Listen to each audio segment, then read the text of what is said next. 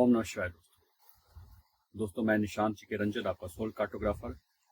आज आपको एक बहुत ही इंस्पायरिंग स्टोरी सुनाने जा रहा हूँ। ये कहानी मुझे मेरे गुरु से कभी सुनने को मिली थी और आज अचानक मेरे दिमाग में ये याद आई ये कहानी, तो मुझे लगा कि ये एक ऐसी कहानी है जो आप लोग से शेयर जरूर करना चाहिए। ये बात कहीं की किसी एक ऐसे व्यक्ति की है जिसने अपना पूरा वक्त सालों साल माँ भगवती, माँ दुर्गा के साधना में लगा दिया।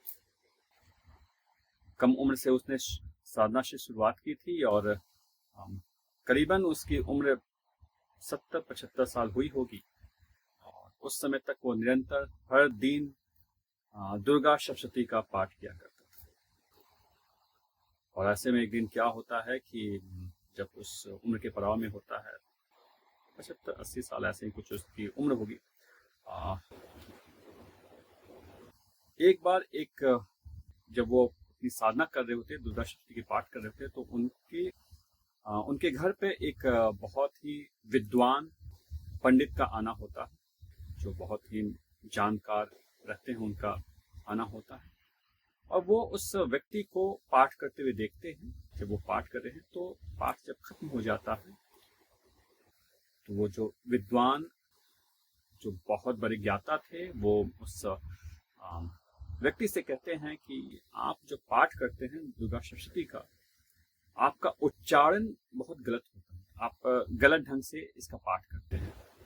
और मुझे नहीं लगता कि आपने जो इतना लंबा समय जो दिया है, इससे आपको फल मिलेगा, क्योंकि आप गलत बोलते हैं, आप जो पाठ करते हैं वो गलत पाठ करते हैं। ये सुनकर उस व्यक्ति को इतना बुरा लगा, इस व्यक्ति को जो साधना लंबे समय से कर रहा था, और उसको लगा कि इन्होंने जब कह दिया तो सत्य ही होगा और मेरा पूरा जीवन यानी कि व्यर्थ में चला गया। मैं इतने लंबे समय से माँ भगवती की पूजा कर रहा हूँ और साधना कर रहा हूँ, और इन्होंने कह दिया कि मैं गलत ढंग से, मेरे उच्चारण गलत है और मुझे कोई फल नहीं मिलेगा। तो उस व्यक्ति को इतनी पीड़ा हुई कि वो मूर्छित सा हो गया। मतलब ऐसी स्थिति कि अब वो जैसे कि मरने वाला हो। और दोस्तों उसी समय मेरे गुरु ने बताया कि उसी समय क्या होता है कि माँ भगवती प्रकट होती हैं और वो कहती हैं कि तुम्हारी साधना बिल्कुल सफल हुई है, तुम्हारे मंत्र में, तुम्हारे साधना में कहीं कोई त्रुटि नहीं थी। और उसके बाद फिर उस व्यक्ति का जो जीवन होता है आगे कई सालों तक जीता है, और जो कामना से वो प्रार्थना कर रहा था, पूजा करता, उसकी सब सफल होती है।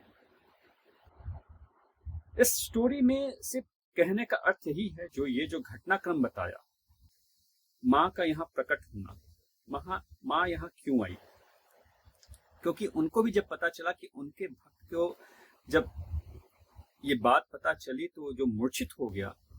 यहाँ पे दिखाता है कि जो माँ होती हैं वो बहुत ही दयालु हैं।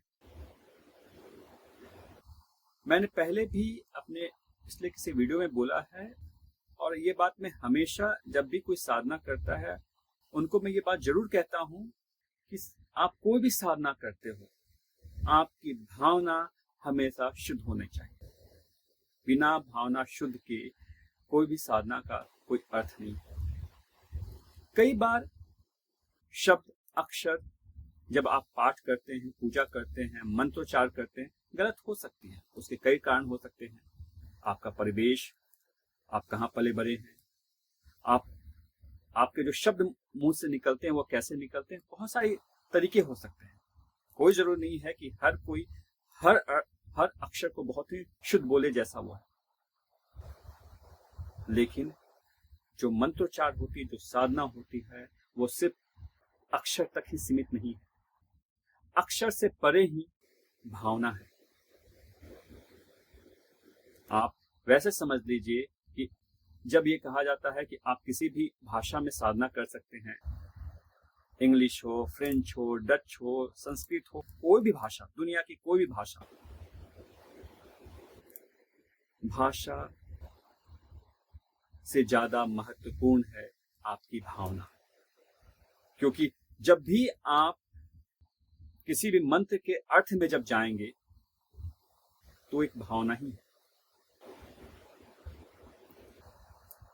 तो ये कहानी बताने का सिर्फ आशय ये है, मैं ये नहीं कह रहा हूं कि आप जानबूझकर फिर आप गलत मंत्र पढ़ रहे हो, मैं ये बिल्कुल नहीं कहना चाह रहा हूं। अंडरलाइन करके मैं ये बात कहना चाह रहा हूं। मैं सिर्फ कहने का मतलब ये है कि आप इस बात के लिए कभी परेशान मत हो कि आपने जो पाठ किया है, पूजा किया है, वो कहीं गलती तो ना हो गई।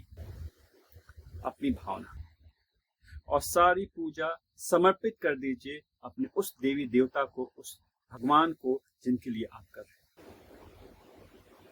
सच मानिए, भगवान बहुत दयालु होते हैं। वो सिर्फ आपकी भावना देखते हैं और आप बहुत अच्छे ढंग से करने की कोशिश कर रहे हैं, बहुत अच्छे आप शब्दों के जानकार हैं, लेकिन आपकी भावना पवित्र नहीं है। आप किसी गलत प्रयोजन के लिए आप अपनी साधना कर रहे हैं, द्वेष रखकर आप ये साधना कर रहे हैं, तो आपकी साधना सफल नहीं। दोस्तों, सिर्फ इस छोटी सी कहानी बताने का मकसद सिर्फ ये है, इस घटना के माध्यम से जो मैं बताने की कोशिश किया हूं, सिर्फ इतना ही है कि आपकी जब भी आप कोई साधना कीजिए तो आपका ध्यान आपकी भावना पे होना चाहिए।